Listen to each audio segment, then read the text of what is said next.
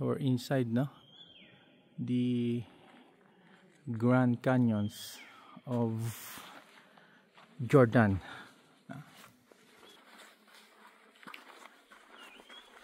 9 million years ago, this area was submerged under the sea. So which brings us to the point, if whether or not the rise and fall of the sea is a natural occurrence that man cannot reverse, no, or it can be reversed or mitigated. So yung weather dito sa Jordan quite temperate, no? Unlike in the United Arab Emirates which we came, sobrang init, no? Mainit na yung araw, mainit pa yung hangin.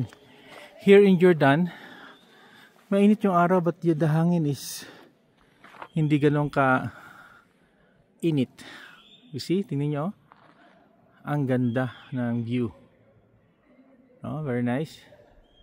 So at least we're sharing to you our travel experiences, mostly raw and edited, no?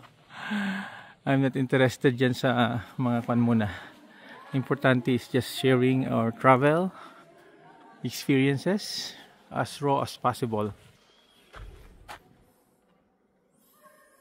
Now, we had a camel ride early this morning. It was also a very nice experience for us.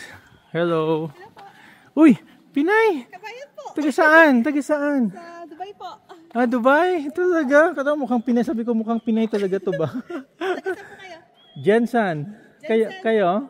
Ako po, taga Laguna. Ah, talaga? Dubai, ano? Galing kaming Dubai. Okay. Nag-bakasyon, dumaan din kami. But we're going Egypt. Egypt po kayo. From the Philippines. From Laguna. Hello. Hindi naman naka-tire mo.